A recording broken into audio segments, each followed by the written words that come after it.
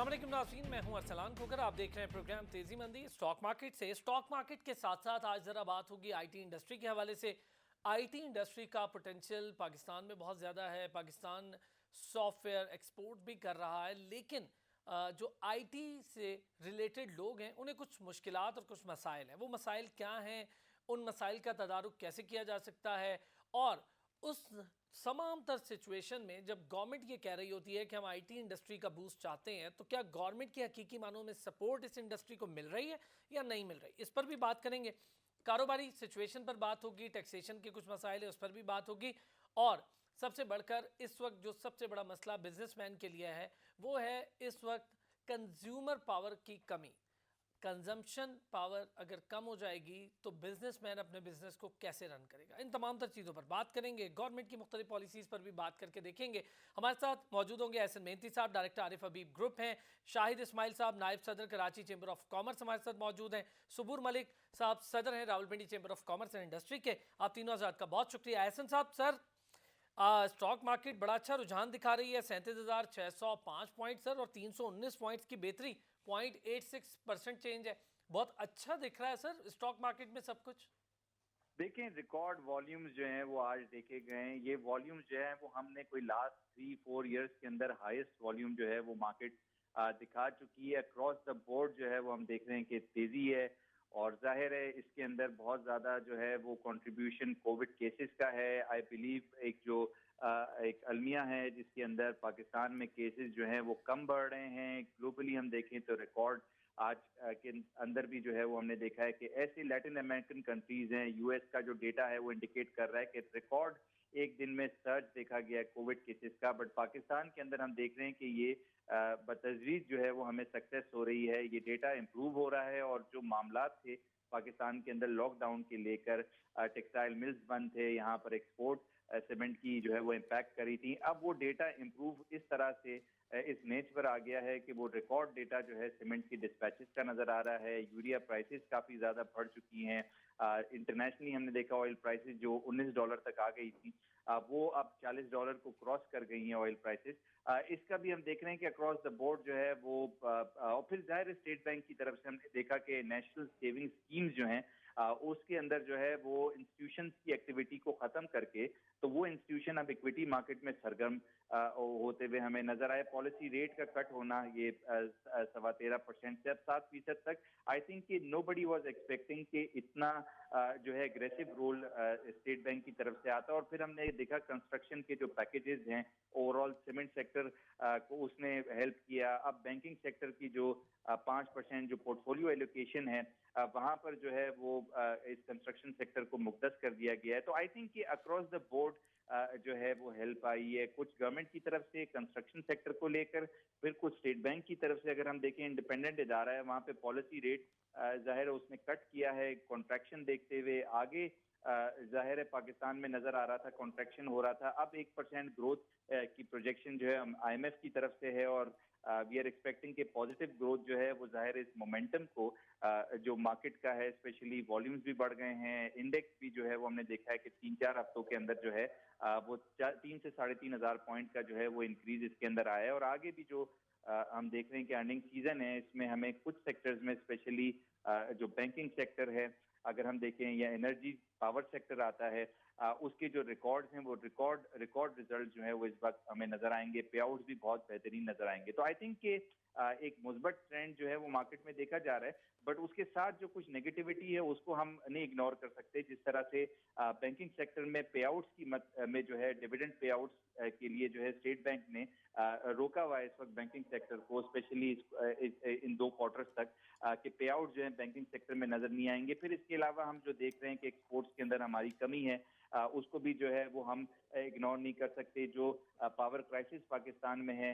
और जो tariff increase जो है वो हमने देखा है कि उसका वक्त के साथ जो है फेज वाइज जो है टैरिफ इंक्रीज होगा, उसका नेगेटिव इम्पैक्ट जो है उसको हम इग्नोर नहीं कर सकते। ऑटो सेक्टर की जो सेल्स है वो हम देखें तो 50% जो है वो ऑटो सेल्स के अंदर कमी है। 50% से ज्यादा कमी जो सर है वो हमें जुलाई का एहसन जून का साहब, डेटा। आपने तमाम चीज़ों का अहाता किया। मैं आपके पास आऊँगा एक सवाल के साथ। वो ज़रा पहले मैं ज़रा शाहिद साहब से भी बात करूँ, सबूर साहब से भी। आपने बड़ी डिटेल तमाम चीज़ों पर बात की है।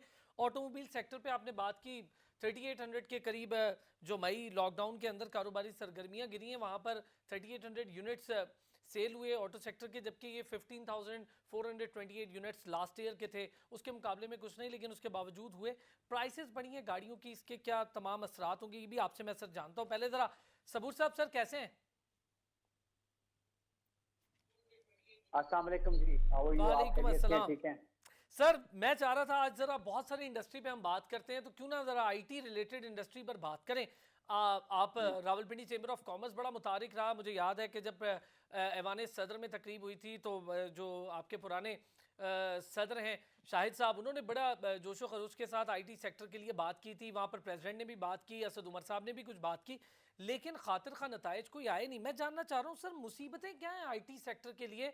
क्या अभी तक आईटी सेक्टर को प्रॉपर तरीके से बतौर सेक्टर इस्टेब्लिश नहीं कर पाए हम लोग? मैं समझता हूँ जी कि देखें, इस वक्त जो आईटी को मेन इशू है वो ये है कि एक रेगुलेटरी होना चाहिए। जैसे बाकी सबको गवर्न करते हैं, गवर्नमेंट को कोई ऐसा फ्रेम इंट्रोड्यूस कराना चाहिए, ऐसी अथॉरिटी होनी चाहिए जो इनको कंट्रोल करे, इनके लिए जो इश्यूज हैं उनको रिजॉल्व करे।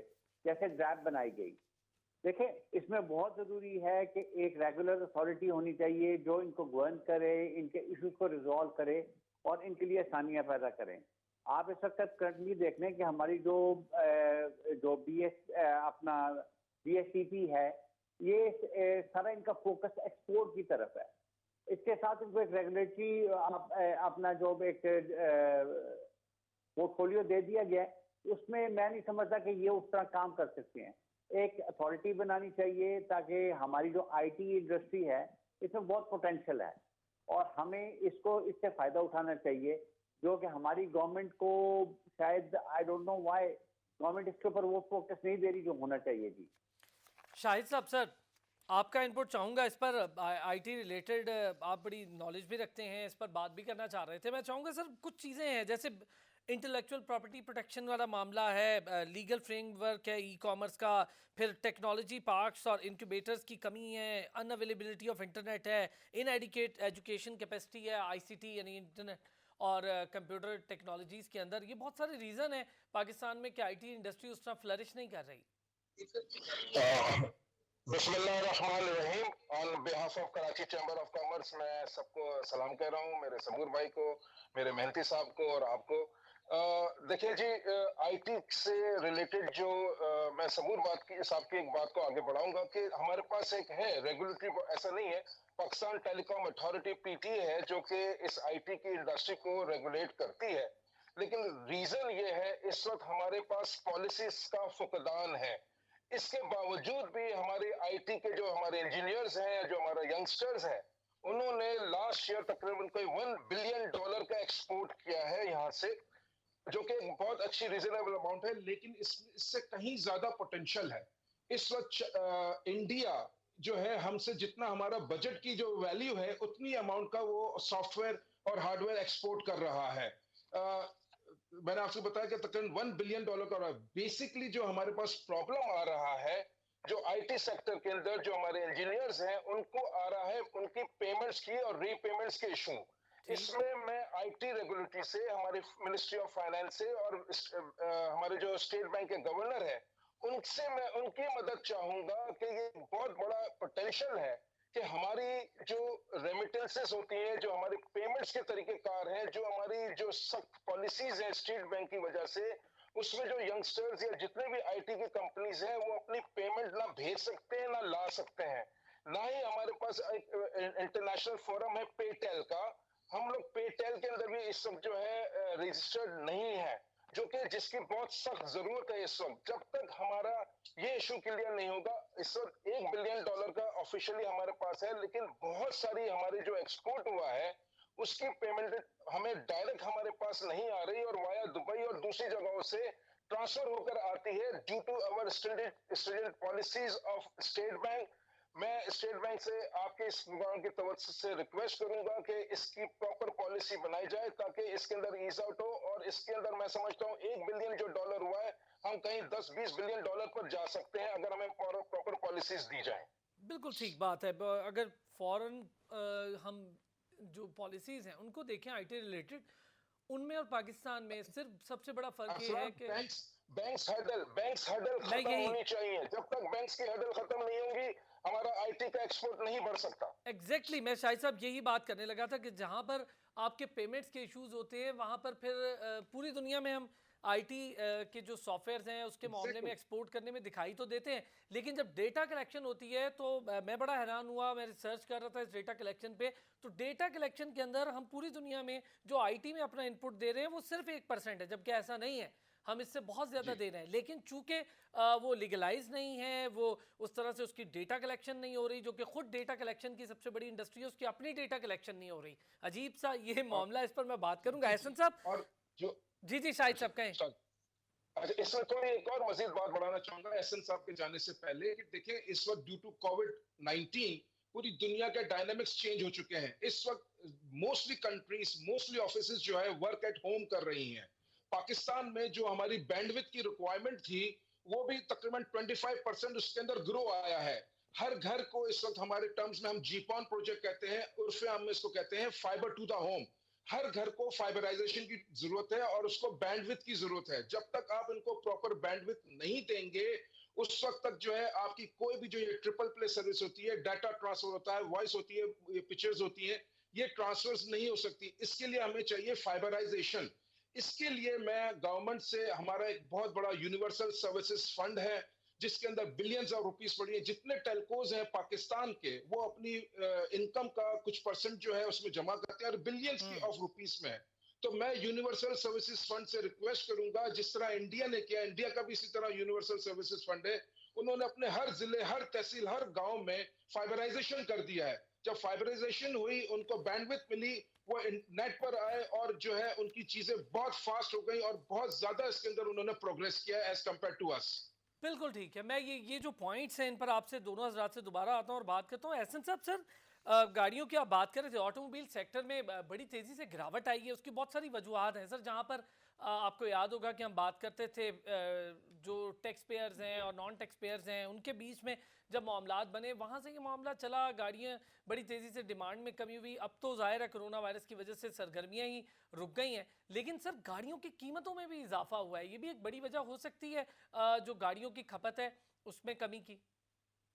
देखिए, ये जो मामलात हैं गाड़ी की, जो सेल कमी भी है, इसमें आई थिंक कि इसके अंदर रोल कोविड के जो इम्पैक्ट पूरी दुनिया के अंदर इस वक्त हम देख रहे हैं, कार सेल्स का डेटा सारी दुनिया के अंदर इम्पैक्ट, इंडस्ट्रियल प्रोडक्शन हमने देखा नेगेटिव 40% तक हमारे पास चली गई थी। उस मार्च अप्रैल का माह या इस साल जो हमने देखा है कि लास्ट क्वार्टर काफी बुरे तरीके से मुतासिर हुआ था, उसकी जो कमी है उसको लाने के लिए पॉलिसी रेट के अंदर कटाव इस वक्त हमने देखा 13% से जो 7% तक आया। आई बिलीव को उस सेक्टर को बूस्ट करने के लिए, और हमने देखा कि जो इस वक्त रैली नजर आई है कैपिटल मार्केट के अंदर, उसके अंदर ऑटो सेक्टर के अंदर प्राइमरीली एक रिकवरी देखी गई है।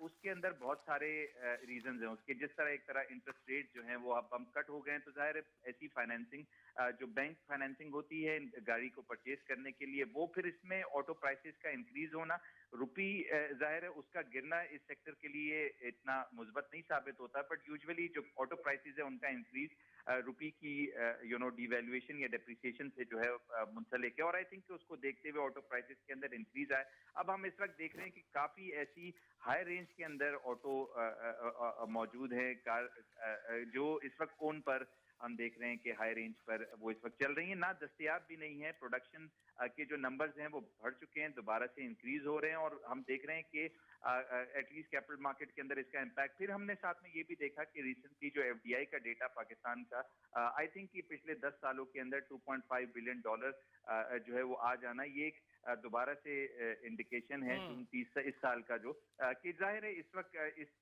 सेक्टर के अंदर ओवरऑल इंडस्ट्रियल प्रोडक्शन के अंदर भी जो है वो इंक्रीज आ रहा है। सीपेक को लेकर भी जो है वो मामलात काफी ज्यादा बेहतर जो है वो हमें नजर आया। फिर ये डेटा हमें दूसरी सेक्टर्स के अंदर भी जो है वो रेमिटेंसेस के फॉर्म में जो रिकॉर्ड रेमिटेंसेस इस लास्ट मंथ के अंदर हमने देखी है, यूएसए से भी इन्वेस्टमेंट आई है, और जाहिर है कंस्ट्रक्शन की को डायरेक्शन ले रही है अपना। तो आई बिलीव ये बहुत सारा ऐसा मामलात हैं जिनको हम इस वक्त जो है वो इग्नोर नहीं कर सकते। और फिर इस वक्त हम स्पेशली जो कैपिटल मार्केट के लिए हम देखें तो बहुत सारी ऐसी कंपनीज हैं, बैंकिंग सेक्टर है जिसके अंदर जिसकी डिविडेंड्स को रोक करके और डायरेक्शन दिया गया है कि एलोकेशन कंस्ट्रक्शन की तरफ चले जाए, जहां पर एम्प्लॉयमेंट नंबर जो है वो हम अब इम्प्रूव होते हुए आते हुए वक्तों में देखेंगे। फिर हमने मामला देखें सर्कुलर डेट को खत्म करने के लिए काफी ऐसे यूरो बॉन्ड्स जो है वो इंटरनेशनल मार्केट में रुपी बॉन्ड्स लेकर आए जा रहे हैं कि जहां पर हम सर्कुलर डेट जो 2.2 ट्रिलियन को क्रॉस कर गया इसको हम कम कर सकें।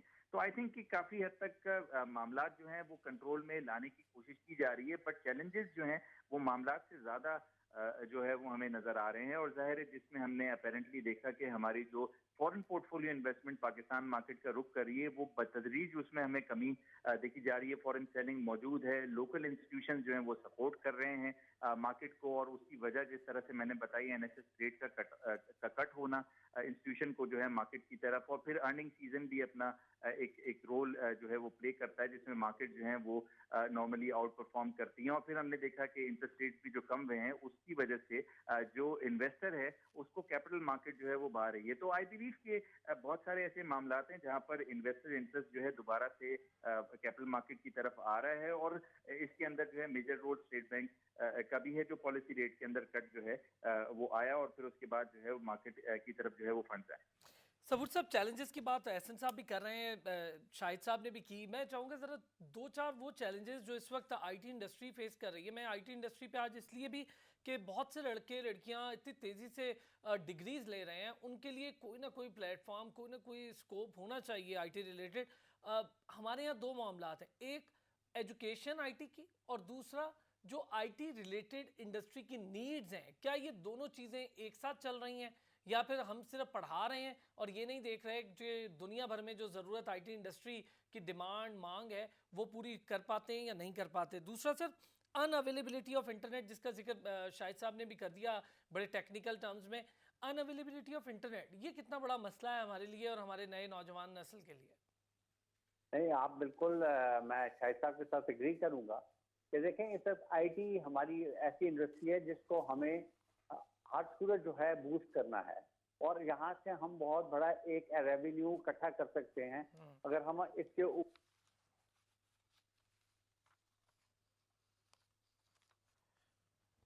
जी सबूर साहब, आवाज़ मेरा ख्याल है आपकी आवाज़ थोड़ी सी कोई डिस्कनेक्ट हो गई है।